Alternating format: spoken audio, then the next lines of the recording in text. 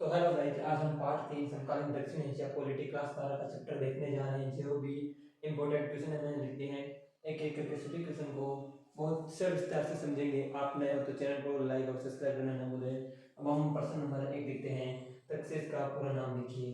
तो दक्षेश को सार्क भी कहते हैं और दक्षेश का पूरा नाम SAARC, South Asian of Association, SAARC South Asian of Association for regional corporation, दक्षिण पूर्वी एशियाई सहयोग संगठन। तथा इसके सदस्य राष्ट्रों का नाम तो भारत, नेपाल, भूटान, बांग्लादेश, श्रीलंका, मालदीव। और 2007 में 8वां सदस्य राष्ट्र अफगानिस्तान को बनाया गया और दिल्ली में शिखर सम्मेलन में ही बनाया गया था 7वां। पहले 7 सदस्य थे और वर्तमान में 8 सदस्य हैं। अब हम प्रश्न नंबर 2 देखते हैं। श्रीलंका के 2 समुदाय के नाम लिखिए। तो श्रीलंका के 2 समुदाय सिहेली एवं तमिल, तो आपको पता होगा वो बौद्ध और श्रीलंका के सहेली और तमिल के बीच लड़ाई चल रही है अधिकार और जातना प्राइदिन नाम से, और लिट्टे संगठन वहाँ का प्रमुख था सिहेली एवं तमिलों के लिए। तो लिट्टे तमिलों का एक प्रमुख सैनिक संगठन था।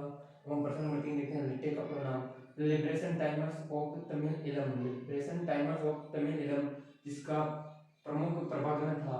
और इन्हीं लिट्टे की वजह से हमारे भारत के पीएम राजीव गांधी जी की मृत्यु हुई थी और हमने एक पीएम खो दिया था। हम प्रश्न नंबर 4 देखते हैं। राजीव जयवर्धन समझौता कब हुआ और किन 2 देशों के बीच हुआ? तो राजीव जयवर्धन समझौता 1987 में शांति सेना भेजने के लिए हुआ और ये भारत और श्रीलंका के बीच हुआ। अब हम प्रश्न नंबर 5 देखते हैं। फर्क का विवाद कौन से देशों के बीच है? तो फर्क का विवाद भारत और बांग्लादेश के बीच है।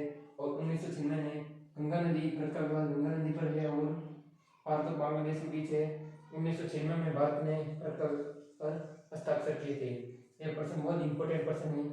अब हम प्रश्न नंबर 6 देखते हैं। साप्ता का पूरा नाम साप्ता, साप्ता का पूरा नाम SAFTA, south Asian free trade area है साप्ता का पूरा नाम होता है। इस पर क्यों? क्योंकि सभी देश पाकिस्तान के एक रवैये के तहत और साप्ता का तहत यह हो गया था। South Asian free trade area इसका नाम था साप्ता का। और साप्ता के तहत साप्ता में सीमा शुल्क, व्यापार हेतु सीमा शुल्क में कमी करने के लिए इसका पूरा नाम दे दिया। अब एस पर क्यों हुआ? क्योंकि पाक है अवथल रवैया तथा छोटे स्वदेशी राष्ट्रों का भारत के प्रति संदेह करने के कारण साप्ता एस पर हो गया था।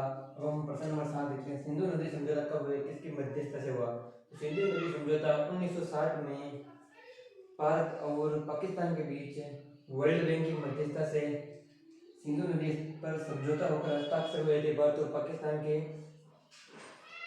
पंडित जवाहरलाल नेहरू के बीच और जनरल अयूब खान के बीच यह सिंधु नदी समझौता हुआ था। हम प्रश्न नंबर 8 देखते हैं। शांति सेना वापस कब विकसित किया उन्होंने? तो शांति सेना वापस 1989 में पीएम वीपी सिंह जी द्वारा शांति सेना बिना कुछ हासिल किए वापस लौटी। और हम प्रश्न नंबर 9 देखते हैं। ताशकंद समझौता कब हुआ?